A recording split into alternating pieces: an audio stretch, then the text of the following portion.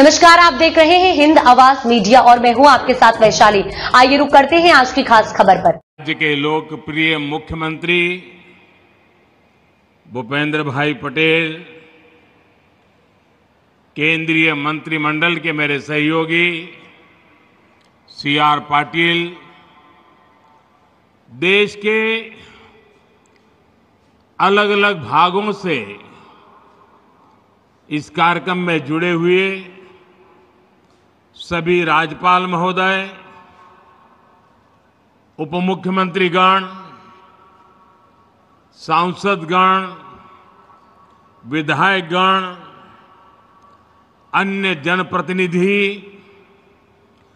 और विशाल संख्या में यहां आए हुए मेरे प्यारे भाइयों और बहनों, કેમ છો બધા? એકદમ મજામાં? વાહ! તમારા બધાની ક્ષમા માંગીને મારે આજે ભાષણ હિન્દીમાં કરવું છે, કારણ કે બીજા રાજ્યના પણ બધા સાથીઓ આ કાર્યક્રમમાં મોટી સંખ્યામાં જોડાયેલા છે અને આપણે ગુજરાતમાં તો હિન્દી ચાલે કા? चाले ने? आज देश में गणेश उत्सव चारों तरफ उत्सव की धूम है। घरों में भी गणपति विराजित है। आज मिलाद उन नबी भी है। देश के अलग अलग हिस्सों में कई त्योहार और पर्व मनाए जा रहे हैं। उत्सव के इस समय में भारत के विकास का उत्सव भी निरंतर जारी है। अभी यहां से करीब 8,500 करोड़ रुपए के प्रोजेक्ट का शिलान्यास और लोकार्पण हुआ है। इनमें रेल, रोड, मेट्रो ऐसे अनेक प्रोजेक्ट शामिल हैं। आज गुजरात के गौरव में एक और सितारा जुड़ा है। आज नमो भारत रैपिड रेल भी शुरू हुई है। ये भारत की अर्बन कनेक्टिविटी के लिए एक और मील का पत्थर सिद्ध होने वाली है। आज गुजरात के हजारों परिवार अपने नए घर में प्रवेश भी कर रहे हैं। आज हजारों परिवारों को उनके पक्के घर की पहली किस्त भी जारी हुई है। मेरी कामना है नवरात्रि, दशहरा, दुर्गा पूजा, धनतेरस, दिवाली, अब ये सारे त्योहार इतने ही उमंग के साथ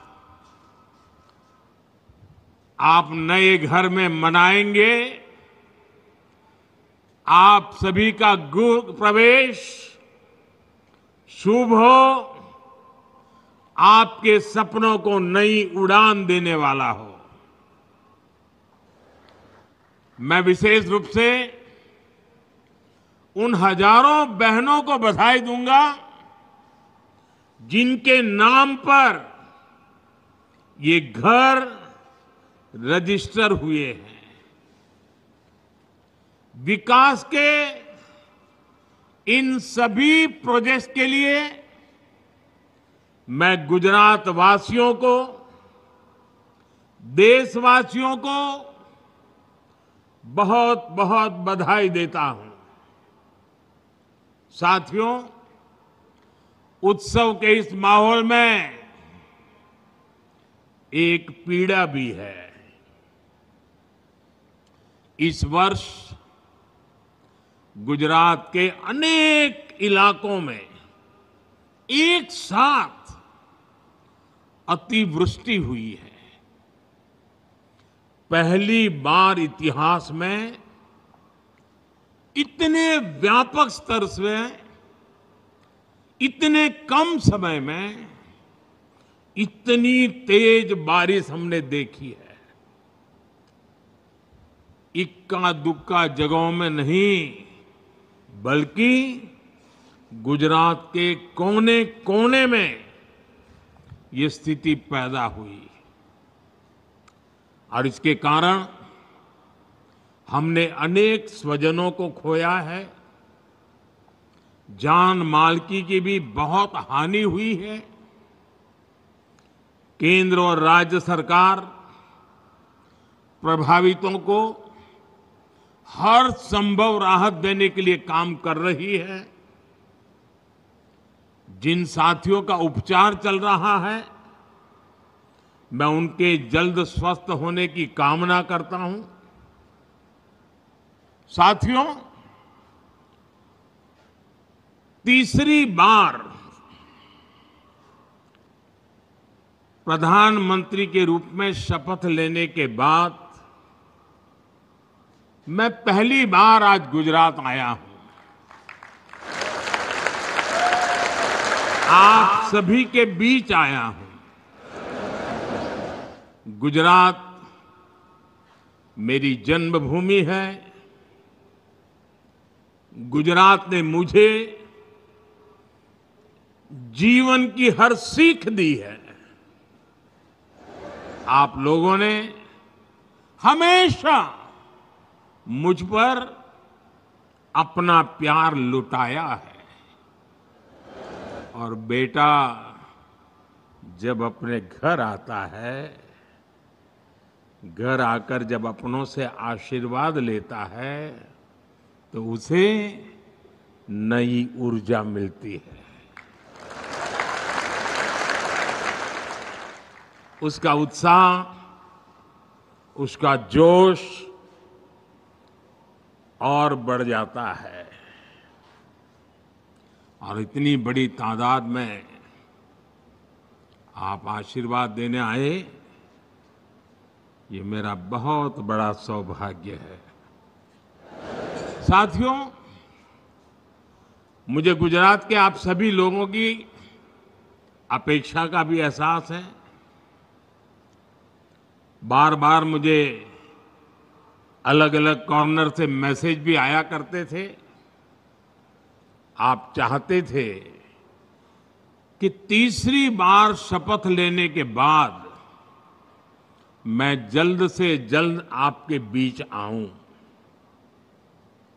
और बहुत स्वाभाविक था। 60 साल के बाद देश की जनता ने एक नया इतिहास रचा है।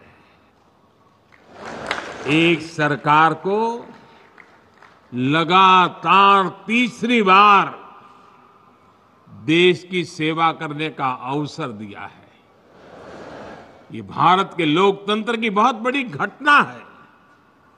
और इसलिए गुजरात के मन में ये विचार आना कि हमारे नरेंद्र भाई पर तो हमारा हक है, उन्होंने तुरंत गुजरात आना चाहिए,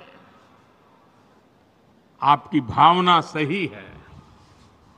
लेकिन राष्ट्र प्रथम का संकल्प दिलाकर आप ही लोगों ने मुझे दिल्ली भेजा है।